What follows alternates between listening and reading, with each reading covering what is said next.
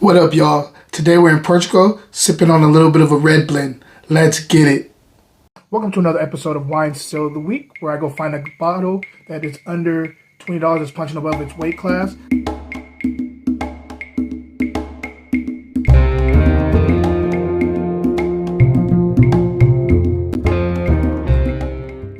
Hey, what's up, everybody? We're here for another one. It's Friday. You know what it is. It's Wine Still of the Week time. I can't wait to get into this wine with you. Before I do, really quickly, sorry I was not able to open up the wine bar at Calabash yesterday, but it will be rocking again next Thursday. Happy hour between 5 to 6, 15% off of every wine by the glass and also by the bottle. So come by, join us, grab a nice glass or a bottle, enjoy some amazing food, enjoy the ambiance and some great conversation with myself. So come through, sit at the bar, and have a good time at Calabash next Thursday. I can't wait to see you guys.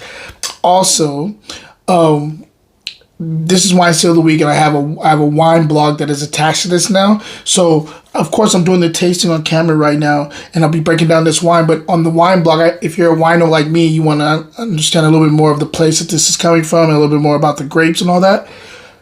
Tap into the wine blog. Go check that out. I'm going to be getting a little deeper on that blog about like what's going on as far as the wines go, where it's coming from, the grapes that are in this blend and all that stuff.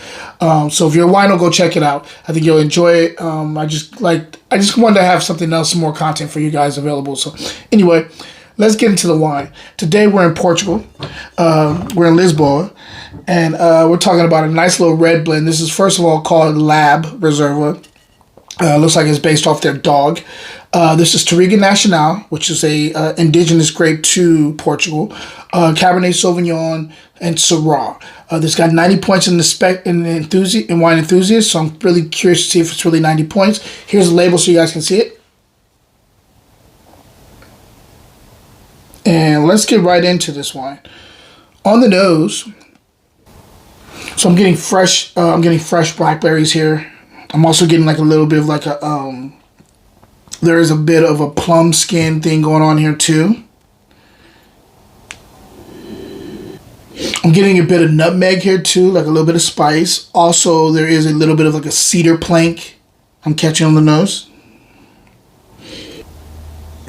I'm getting black currant here.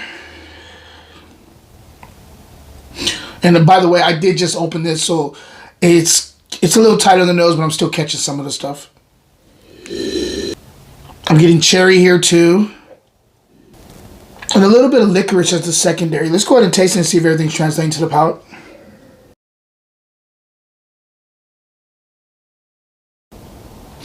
This tastes good. We'll get to the structure first. Acid is medium minus. Finishes medium plus.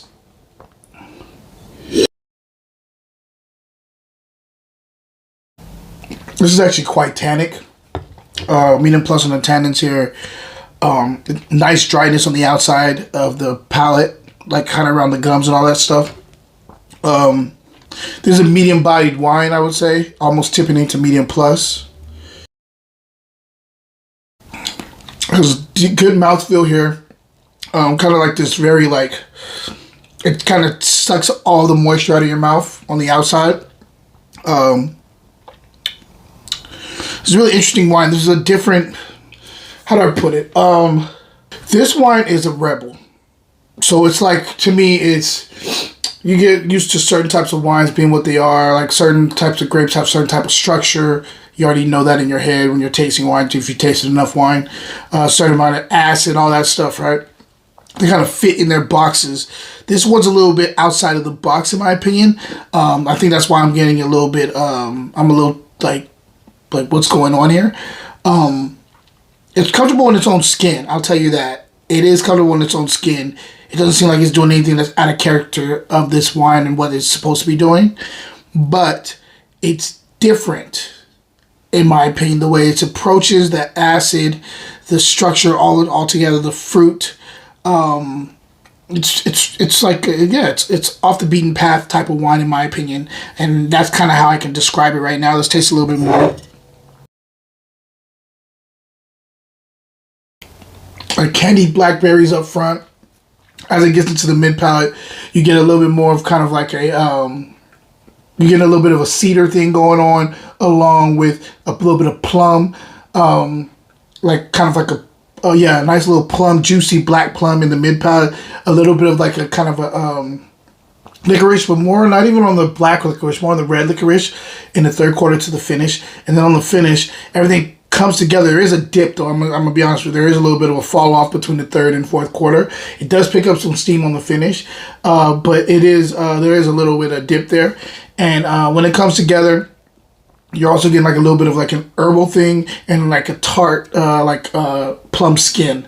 So interesting wine, different like unique flavor profile, different approach to the palate. But all in all, this is a good wine. Let's taste a little bit more, make sure I haven't missed anything. It's pretty concentrated up front. It just it's different. If I'm pairing this with food, I'm thinking like some really barbecue ribs would go outstanding with this. Barbecue period, barbecue chicken, but you want the sauce, that zesty sauce. You want that with this wine. I think this will go really well with that. Nice juicy burger. I think this will go really good with a burger. I think this is a food friendly wine. The sweetness up front throws me off a little bit. I'll be honest with you, the little candied blackberries I was talking about up front throws me off. But all in all, it was a good bottle of wine. If I'm scoring this wine still of the week, we'll be right back. Check out my online store, fruitandglassgear.etsy.com, where all the gear is wine inspired. I would think you'll love it. It's comfortable, and just check it out. Cheers, guys. Now back to the show. I'm going 88 on there. I can't give it 90, but I can go 88 here.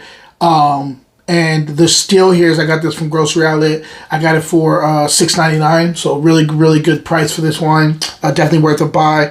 To check it out, drink it by itself, or buy a couple bottles to kind of see how it progresses. Drink one initially and then wait for a couple years, drink the next one. Or buy a case. It's worth it. $6.99, not great price, so go check it out. Other than that, guys, hope everybody's having a wonderful week. We had a wonderful Halloween with my kid. We took him out. He was Nemo because that's his favorite. He watches Nemo we've limited him to just the weekend. So every weekend he watches Nemo. But for a minute, it was every single day he was watching Nemo. So he was Nemo. Amazing. Kid looked great because he looks like his mom. Thank God. We had a good time. So I hope everybody else had a good Halloween too. And question of the day: have you ever had Portuguese wine? And if you have, do you have a favorite label? I would love to know it. I would love to find it. I would love to review it. So anyway, guys, hope everybody's having a wonderful week. Until next week. Until next time. Cheers.